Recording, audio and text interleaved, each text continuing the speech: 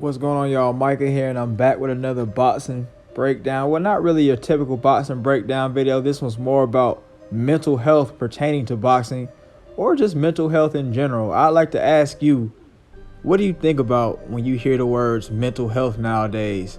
Do you think that it's just a scapegoat or a cop-out to get out of a mistake that you might have made? Or do you think that it's a genuine excuse? I feel like I hear a lot of people using mental health nowadays, and it kind of muddies the waters on who's really suffering from it and who is just out here. You know what I'm talking about? This video is obviously about Adrien Broner. I'm going to try not to trash him too bad because when I met him in person, he was actually a really cool dude. He's nothing like what you see on these little interviews and all this kind of stuff. But I will say he's made some bonehead moves in his career in and out of the ring. And I would like to finally ask you, do you think that Adrien Broner's time as a boxer is done? Should he just go ahead and retire? Or does he still have some juice left? Let's go and get into this tweet and see what we think. This was actually on Instagram. I thought it was a tweet, but here we go. Man, I'm going through a lot at this moment in my life, but I ain't gonna give up. I set some more goals, and I ain't stopping until I finish what I started. But sorry to say this, but I'm not fighting August 20th. And I want to know what you guys think he was going through mentally that made him not be able to fight August 20th. I would say that if he was having mental health problems, then he's been having them before he signed the contract and decided to fight Figueroa. So that means you shouldn't have signed the contract. When these folks put a contract in front of your face, if you're not feeling up to it, man, you should not sign the contract. I think that what really happened was Adrien Broner was training. He's been out of the game for a little while, or he takes long pauses and breaks, and it causes him to get fat. He's not a workout warrior, so when he's not training for a fight, he's not working out, he's not eating discipline, so he's getting fat. So we all know as boxers and fighters that a big chunk of the battle is that weight loss and that getting in shape, especially after a long time. And if you had an injury or you were sick or something like that, and then you got to come back and train, it's kind of hell to get back in shape. It's like you felt like you were Superman, but now you feel like Superman under the red sun. It's like you feel like you can do these things, but they're not attainable right now because you ain't in shape.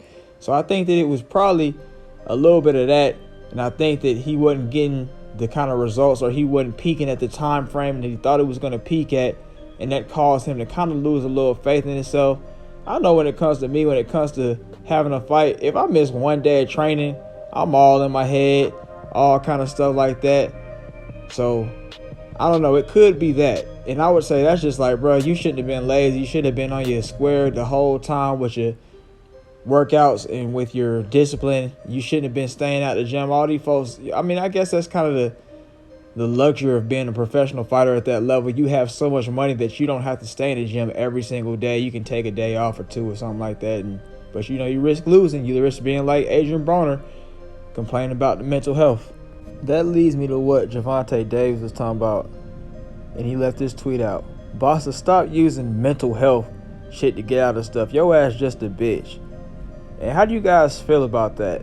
When it comes to boxing, a lot of folks have come from less than desirable backgrounds, or your financial situation ain't right, so now you fight or whatever it is. Like boxing is, they say it's the poor man's sport. So, you probably already been through quite a few things outside of the gym that would affect any other old regular person. And then on top of that, just the main thing is you're a boxer. You're literally getting punched in the face to try to make it in life. So you're in front of a bunch of people, you risk losing and getting humiliated in front of them. You're getting punched on by somebody. Those are things that the average person would definitely cave and fold about.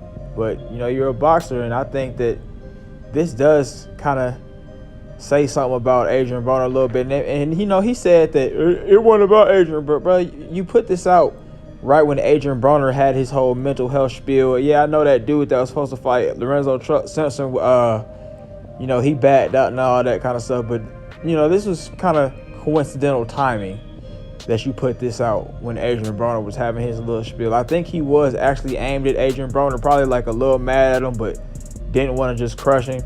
Then you got your boy Ryan Garcia talking about some tank We can go back and forth about what happens in the ring all day, but taking a shot at someone's mental health is out of line. I hope that you deleting your tweet is part of your journey to support your fellow boxers working on their mental health. And then he put a hashtag mental health. This just health. Huh? What? I don't know, man. But Ryan Garcia, I guess he had a little stint with mental health and whatnot. And I'm trying to figure out, what kind of mental health issues he may have had, because, he's not really in that life, like that boxing life where, he's not really in the trenches like that. Like, Ryan Garcia is more like an influencer kind of boxer at this point to me. Like, he's been doing all these little field days with all the YouTubers and doing all kind of little Instagram posts as being a pretty boy and whatnot. I don't know what kind of mental health issues he could have ran into. I would think it would probably be something, like maybe the fact that he's not in the trenches anymore. Now he's around all these rich folks and these kind of, little prissy folks that don't know about who he is. Unless, I don't know, he don't seem like the type that's really been through nothing to me either. But he might be around them kind of folks that he doesn't have much in common with, and he doesn't feel like they're his friends, or maybe one of them Instagram thoughts broke his heart or something. I don't know, man. But he just doesn't strike me as a guy who's had really any real issues. He doesn't strike me as the kind of guy who had to walk to the gym on a cold day or a hot day and then come back home no food. He just doesn't strike me like that.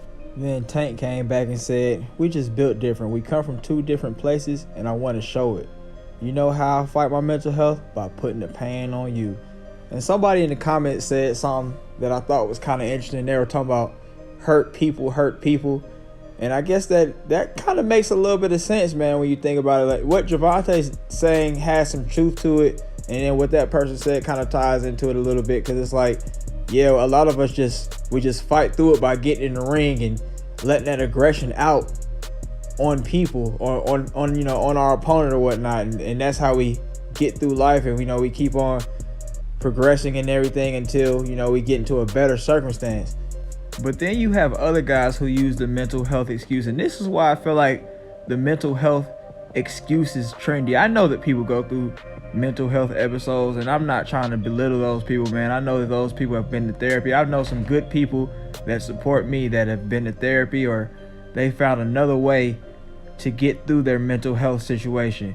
But then you have all these guys like Peyton Gendron and Salvador Ramos and a few other beta males that use mental health as an excuse or scapegoat to get away with something they did that was just heinous. Like, you don't, like, bro, like, what are you saying? And I feel like a lot of people use mental health when it comes to something that they did that was wrong. Quite frankly, you were wrong. Quite frankly, you messed up the money, and now you want to claim mental health. So it makes it kind of hard to believe everybody when they say they're going through mental health.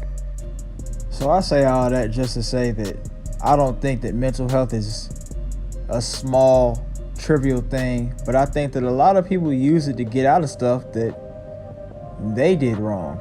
Adrien Broner, you were out of shape, bro. Adrien Broner, you weren't training hard, bro. Adrien Broner, you wasn't eating right, bro. And after you get done, like I said, the losing weight and getting in shape part is the hardest thing to do, especially after a long layoff. Adrien Broner's been living life like a king. You see his belly in this picture. He's been eating great. It takes a lot to get your mind right to the point where you can't eat that extra little thing that you want to eat. You can't eat on them sweets no more. You can't drink that drink like you want to drink no more, because it's going to balloon your weight up. So that takes a lot right there. And I think that maybe he just didn't want to do it. He pooped out. And that's what it really was. I don't think that mental health was really the thing here. He was training and all that kind of stuff. He probably was like, man, this training hard, man. I want to be back at home with the kids and the family eating on cheesecake and pizzas and all that kind of stuff. Whatever Adrien Broner likes to eat, crab leg, whatever you like to eat, think of it. And I think that's what it really was. But now, let's go on and get into the final question. Do you think Adrien Broner should retire? Let's check his record out. So we got everything right here. Jason Litzau, Vicente, Eloy Perez, Vicente Escobedo, Antonio DeMarco, Gavin Rees, Paulie Malignaggi. That was a funny fight at the end, that ending interview. Marcos Maidana, that was his first loss. And anybody who's a fighter knows that when you take a loss, it will impact you mentally, but are you going to come back from it, or are you going to sit there like a bitch? Which one are you going to do? Especially if you took an L and you got humiliated throughout. Maybe you got knocked down and dropped several times. You got stopped. Maybe you got flat out knocked out. Those things will definitely take a toll on you, man. I do remember having a friend who fought some dude, and he was actually on the USA team. And as far as his record in the amateurs, I think he had like 100 some odd fights and won 90 something of them. And the only people he lost to was like Gary Antonio Russell or I don't know if it's Antonio or Antoine, but that was the only dude he lost to. And whenever he lost, he couldn't really take it because he was used to winning. And I think that might be something that could have took Adrien Broner's mental health down a peg the first time when he lost to Marcos Maidana. Then you got Carlos Molina, Emmanuel Taylor, John Molina Jr., Sean Porter. He lost that fight because he got out-hustled and outworked. That was probably because he wasn't training. Because it was probably a similar situation to here. His mental health probably was them plates was calling him. The mental health plates was calling him. That extra plate of pizza was calling him. He didn't want to train that hard, so he got in there. He was gun shy when he fought Sean Porter. Got outworked. Then you got your boy Khabib. Blah blah blah blah blah blah. He won that one by TKO, so he came back kind of hard right there. Then you got Ashley Theophane, and then you got Adrian Granados. After that, you got Mikey Garcia, another fight where he was gun shy. That mental health with them plates and that lack of running came back to bite, and he got out hustled and outworked. I think he should have won that fight, but he was on some BS. He let the mental health play him, man. He took all that time off, got fat. Next thing you know, he in there, slaw dog, Jesse Vargas. I guess he had a little draw there. Manny Pacquiao. That was a fight where he should have won. Manny Pacquiao's old as hell. Yeah, Manny Pacquiao's slick, a freak athlete, and maybe he's even on roids. But at this point, he's old. Adrien Broner, you should have took him out to the ball game. You should have finished him. You should have got that extra clout off beating a legend like Manny Pacquiao. I don't know who this Giovanni Santiago dude is, but I guess at that point I wasn't even watching no Adrien Broner fights. Look at this dude's record, 14-0-1. That's crazy, man. You find somebody that with that little bit of experience, and you Adrien Broner. But yeah, man, that just right there, that his little record right there, I think that some of those L's probably did take a little toll on him mentally as a fighter. Those things I do think mentally will take you down as a fighter, but you come back from them and you get better, you get smarter, and you work harder. That's pretty much what I think about that kind of stuff, man. But do you guys think that Adrien Broner should retire? I think that, he has a little bit of juice left, man. He ain't but 33 years old.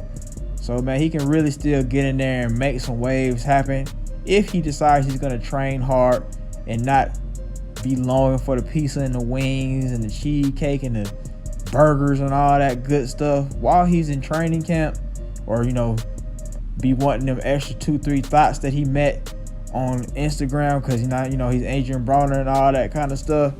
So, if he can get past all that kind of stuff, I think he could still come back and do something.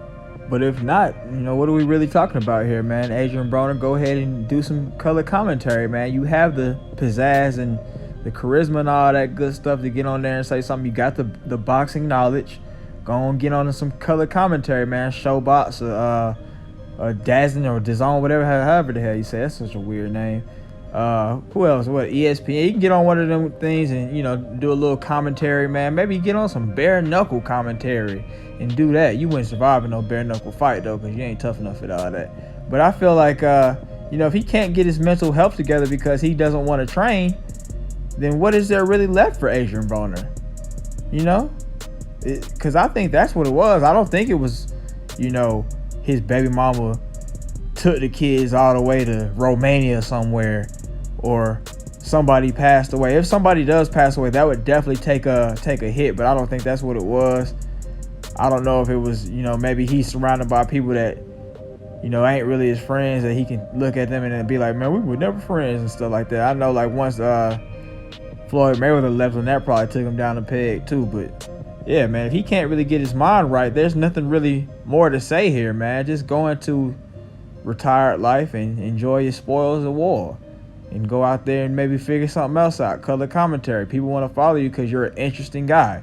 you're an entertaining guy, even if you don't got the boxing gloves on. So that's what I think about it, man. Like I said earlier, I'd love to hear what you guys have to say about it. I also want to hear, what is your definition of mental health? How do you feel about mental health? What does it mean when somebody uses that when they're going through something? Have you ever noticed the pattern of people who use mental health and doing bad or stupid things?